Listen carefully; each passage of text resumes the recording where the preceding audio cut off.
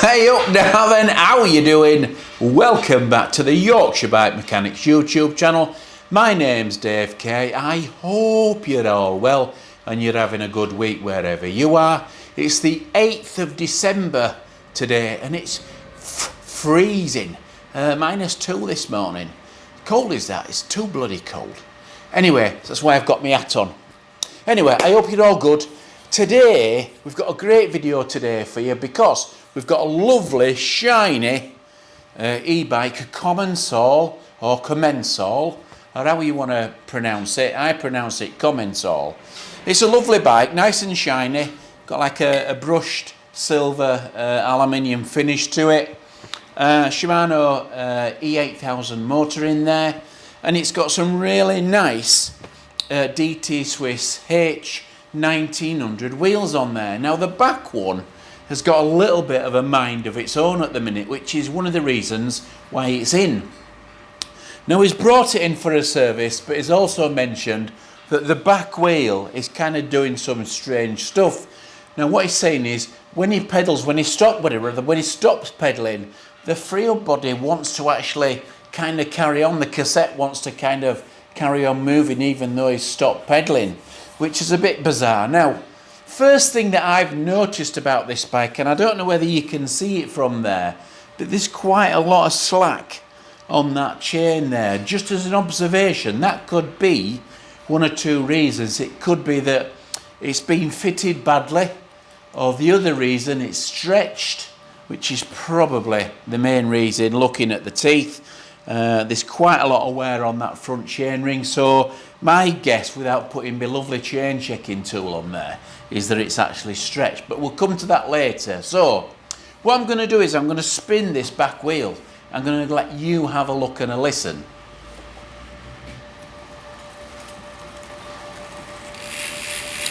So as you can see, the wheel's spinning, but the freehub body doesn't know what it's actually doing. It's trying to move forward, and that's the issue. Now, this is like I say, this is a lovely set of DT Swiss wheels. This is actually a hybrid straight pull hub on the back there. And what I want to do is I want to strip this back hub down. So I want to show you how to strip the thing down, how to build it back up, how to repair it, how to find out what's going on with it. So let's crack on. Now I've put a diagram on the screen so you can have a look and you can see which parts go where on this particular hub. Now this is a 3-pole hub. A lot of the new ones, the hybrid ones, are a ratchet system or EXP system, but this one's 3-pole, and you can actually see in what particular order these parts go in to make this particular hub. So hopefully that'll give you a better idea of what we're actually doing and why we're doing it. So let's get back to the wheel. So we're at the vise, and the first thing that we need to do is we need to take these end caps off. Now sometimes if this hub is regularly serviced, you might be able to pull these end caps off with your hands or your fingers, but in most cases you will need a vise or something similar to actually get them off. So best thing to do is let's put a soft jaws in this vise, and then we can put the adapters in the end and we can lift the wheel up and pull them off. So let's get these soft jaws in.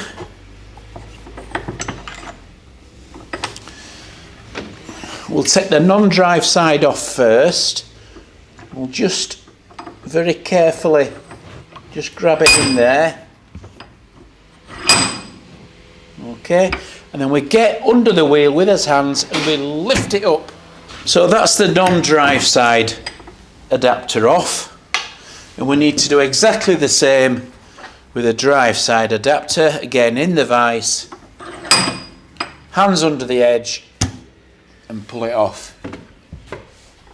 And 9 times out of 10 they'll generally come off like that. That leaves us with a hub. The freehub body's on the end there. We've got no end cap on that side, no end cap on this side. Now, in most cases, you'll be able to get a rag and grab hold of that freehub body and pull it off, and it should come off in your hand. In a lot of cases it doesn't, and if it doesn't, then obviously we need to try and think of a different way of doing it. So ideally, that would be the great way to actually start, is to grab all of it and pull it off. Now this one will not come off, okay? If it came off, it'd be really easy and straightforward. So if that's not going to come off like that, the best way of getting that off is to drive this axle through that way to actually release the freehub body. The axle will not come out that way. If you drive it from the non-drive side out, it will not come out, because there's a captive bearing in this end, okay? That will not move no matter how much you push the axle from that side. It has to be drifted from this side. So best thing to do is, we have an axle tool. Now if you're doing work on hubs, if you're doing a lot, then this is something that you definitely need to buy. It's got a nylon top there that won't damage your hub, but it'll enable your freehub body to go through the centre and vice versa, so you can actually press your axles out and things like that, and your bearings out without damaging the hub shell. So this is the tool that we need to do next to actually drive that axle through the freehub body.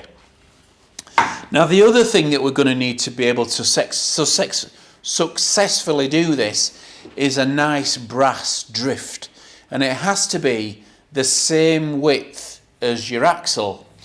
If it isn't the same width, obviously it's not going to drive it through. So we have a couple of these. These are actually a nice long solid brass drift. This is actually exactly the same width as the actual axle that goes through the hub. You can see there, if you can see, let me see if I can get closer, that is exactly the same diameter, and the brass is a lot softer than the axle, so we're not going to really damage the axle if we use this to push the axle through. Now don't forget, it has to go through this way. So let's take the tool. So what we're trying to do, again, we're trying to push this axle through the hub. Okay, so I'll get a really light hammer with a plastic end on the top. Okay, now I very carefully place this over the top of the axle, and so once it's gone far enough through, then we should be able to take this freehub body off with his hand.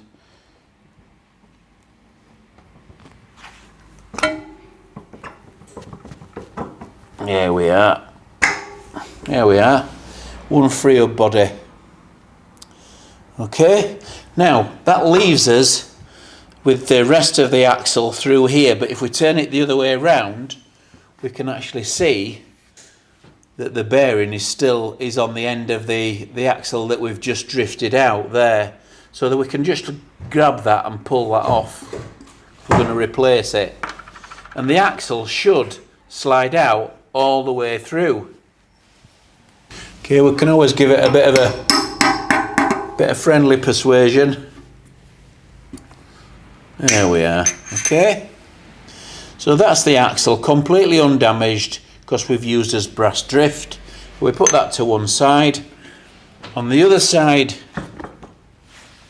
it'll be the spacer, the freehub spacer, so we can take that off and put that to one side as well. Now that leaves us with this ratchet here, which is actually screwed into the hub. Now this is the captive bearing that we spoke about earlier on. Now this bearing is trapped under this particular ratchet ring here, and it needs to be unscrewed. That's the only way of getting that bearing out, is to unscrew this ratchet ring. Now DT Swiss, on the newer hubs, you don't really need any tools to actually go and service a hub, but on the older ones and on certain ones you still need the ratchet ring tool to get that out. Once we've got that out, then we can get that bearing out as well. So we need the ratchet ring tool, which is here. Okay, That's the tool that we need to actually get that ratchet ring out. So we'll bob that in the vise. And then what we need to do then is bobber's wheel on top of that DT Swiss tool till it drops in. Okay, and now we can turn the wheel anti-clockwise and that will unscrew the ring underneath. Now in a lot of these cases where we start to take this ratchet ring out, unscrew this ratchet ring, they are so tight in the hub shell that they take such a lot of force to get them out. And the best way of doing that basically is to grab hold of either side of the wheel or the tyre and use your arms to lever anti-clockwise to get the amount of torque that's needed to actually go ahead and unscrew that. They are proper tight most of the time, so if you're putting loads and loads of force in and it's not actually coming undone, then you need to put more and more force in to do it. If you feel that you're just not coming off at all, then obviously stop. Don't go starting levering and getting bars in and trying to push it round and get it off that way. It will be tight and it will take a little bit of getting off. So here goes. Okay, so we grab all of it and we turn it until it comes. That's it. Okay, and it'll unscrew and that'll come all the way out, bringing the ratchet ring with it. There we are. Okay, the ratchet ring's still on the DT Swiss tool, which is there. So there you go. Okay, there's the ratchet ring on the tool. See if I can pull it off. Here we are. Okay, you can see that ratchet ring there and the tool. So we need to put that to one side. Now that will expose this particular bearing here. Okay, so we can now drift this out from the other side with this brass drift. Very slowly. There we are. So as you can see, I'm gradually working the way around the bearing, tapping each side to actually make it come out. And you can see now we've got a completely empty hub shell, nothing in there at all, ready to clean and put us new bearings in there. Now the other part of the hub that we spoke about earlier on was the free hub body, which is here. Again, these are bearings that we need to replace. Fairly straightforward. So we'll do the hub shell first and then we'll come back and do this free hub body. So those of you who was lucky enough to watch my last video about replacing the bearings on a Trek rail would have learnt a little bit about bearings in terms of what different seals they are, what different quality they are, whether they're ABEC 3 or ABEC 5. So this is where we need to decide what bearings we're going to put in as hub, we're going to replace these bearings with. Now we generally don't recommend, or rather I wouldn't probably put any other bearings apart from enduro bearings in hubs, but generally speaking it's always best to use a good quality bearing in your hubs. The better quality bearing that you put in your hub, the longer it's going to last. So these two bearings here are the bearings that we've taken out of the hub shell. These bearings are 61902s. So these are the bearings that we're going to actually use to replace the hub shell ones. And you can see the difference. The seals are obviously different. You can tell which are ABEC 5s. Those are the new ones. Those are the two old ones. So those are the ones that we're going to replace the hub shell with. These bearings in here are 61802 for the free hub body. And we've got some there. There's two in there. So the first one that we need to put in is the drive side one. That's the one under the ratchet ring. So we'll put a little bit of grease under there.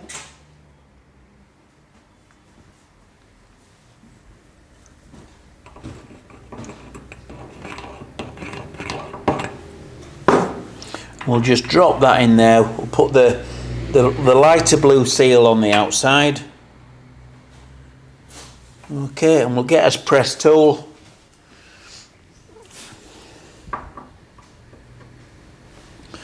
And we'll just gently press that in there. Okay, so that's that bearing in that side. So we've come to the point now where we need to actually put this lock ring back in its place. If you remember, we pressed this bearing in here. The other side still needs to go in, but that can't go in until we actually get us lock ring in and us axle back the other way. So we can do this one or two ways. We can actually do it with the axle in or the axle out. Whichever way you want to do it is entirely up to you. So we can do it like that, or we can do it with the axle out. So we'll do it with the axle out. And all we need to do is take us lock ring. It only goes one way. You can only get it in one way. If you don't put it in the right way, obviously you won't get any engagement. So that goes in that way. And we just gently screw it in with his fingers until it starts to get hold. There we are, it's just starting to go there. There we are, okay? And once it starts to go, then you can get your DT Swiss lock ring tool. You can just slide it in there and just turn it in. And you can do it finger tight if you want, because when you pedal, the lock ring will actually tighten up itself. Okay, that's that in place. So what we need to do now then is put the bearing in the other side, and in order to do that we need to bob this axle back in there. But what I'll do is, before I'll go ahead and do that, I'll put a little bit of grease on this axle, and that axle can just slide back in there, okay, which will enable us to put us bearing in the other side. So again, we drop it on as hub tool on the bottom. I'll just move the camera down, and we've got us bearing here as well with the lighter surface to the outside, because that's the better seal. So what we need to do now is we actually need to get us press tool and need to press this in the housing. Now this is always probably best done on something sturdy. I mean, I'm doing it on my bench. Obviously, which will probably get a little bit noisy, but you can actually do it on top of your vise, or if you've got a hard floor, a concrete floor, then you can do it on the floor, obviously on the tool, so you don't damage your shell. So we get us press,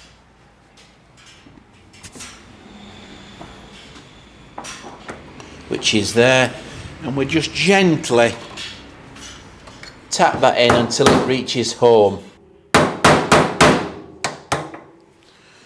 Okay, and that is now home. You can see, move the camera up, you can actually see there. That bearing is now in the right place, and that one is as too on the other side. So we've now got us axle in, free floating, moving nice and freely through there. So the next thing that we need to do now is we need to turn to us free hub, and we need to replace the bearings in the free hub body, and there's a specific way to do this so you don't damage the free hub. So we'll move over to the vise and we'll go ahead and do that.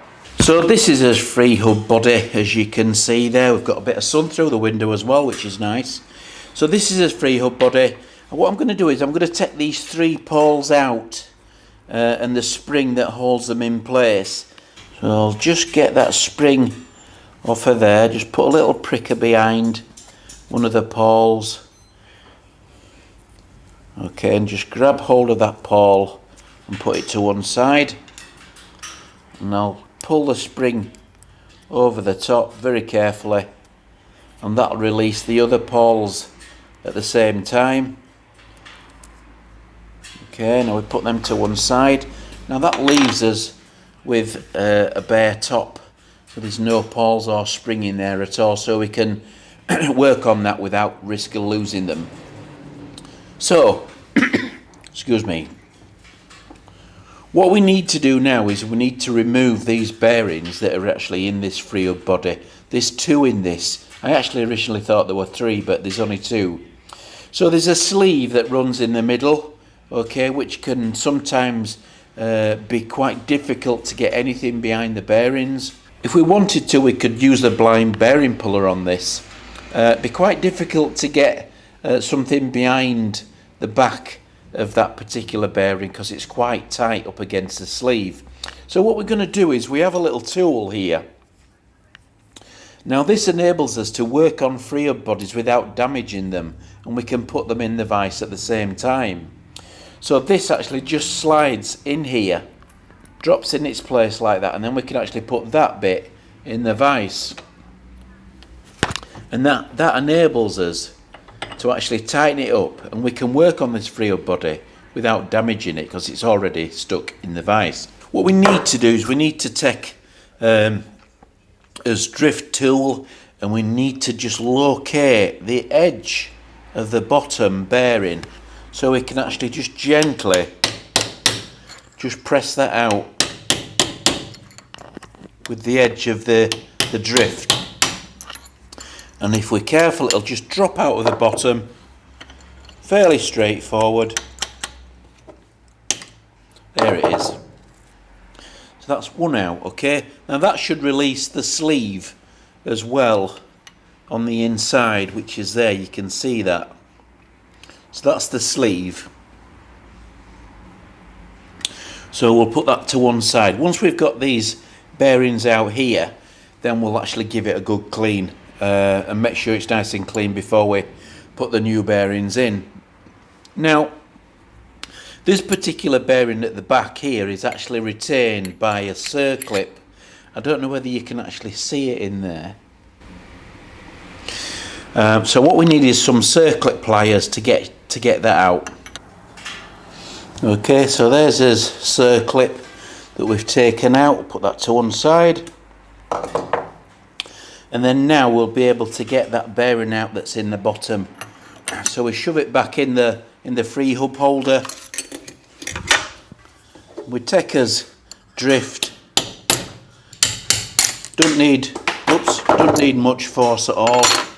Okay, and that's out. So now we've got an empty freehub body shell there. You can see all the way through it. So now what we need to do is we need to give that a really good clean.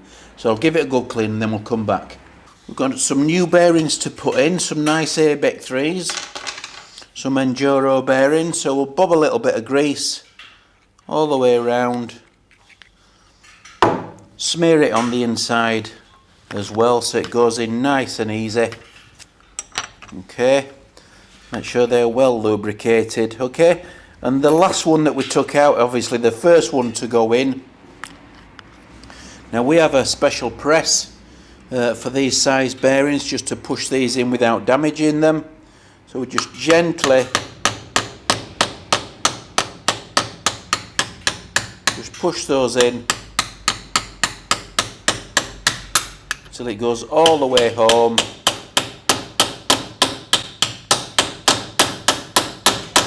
Okay, that's that one in all the way to the bottom, and then we need to put the circlip back that we took out, which is there. We'll get that, bob that back in, put a little bit of grease on the underside so it don't get stuck in place.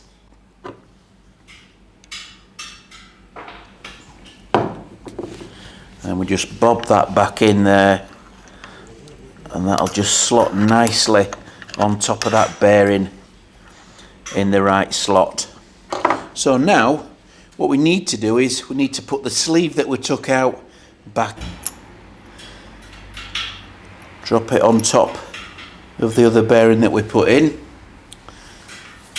put a little bit of grease around the top. Okay, and take his other bearing which sits on top there, and we'll just press that back in where it's supposed to go, very, very gently. Okay, you don't need to hit it down too hard, because if you do that, then you'll crush the sleeve underneath and you'll have a job getting the axle back through. You can actually feel it when it goes in. Okay, that's nicely that in its place. So, 2 new bearings, the sleeve, the retainer, circlip, and the bearing at the bottom. So what we need to do now is give this another little bit of a clean. We'll clean as pawls, clean as spring, and then we'll put them back in the place, and then it's ready to go back on the hub shell. Okay, so we've put these pawls back in, we've put the spring round the outside, and we've actually put some DT Swiss Universal grease, some freehub grease on there as well. You don't need tons and tons of it, but just enough, because it's really good stuff, but you just need enough. Okay, so we're back at his bench. We've got the wheel on the bench. All that we need to do now basically is to put that little sleeve on the inside, if you remember, that we took off. There it is. An important part. Put plenty of grease on there as well. Okay, that all that leaves us to do basically is slide this freehub body back over the axle into its place. Here we are. Here we are, look. Nice and free running. We'll get us axle adapters on the non-drive side back on. Get the other side, the drive side, back on. Push them together. Bob's your uncle. All done and dusted. Nice and sweet, nice and free running. So there you go. Bob's your uncle. All that's left to do now is to put the rotor back on, and that's done. Fairly straightforward. A lot of people can do that at home if you've got those specific tools. I hope you enjoyed that. Just a little bit of something to get your teeth into. They're a really nice hub of DT Swiss. They make some lovely stuff. The hubs are really nice. The 350s, especially the new hybrid 240s too, and 350s. They're a lovely hub. Great for e-bikes. So, on that note, thanks for watching. Thanks for subscribing. Toodle pip.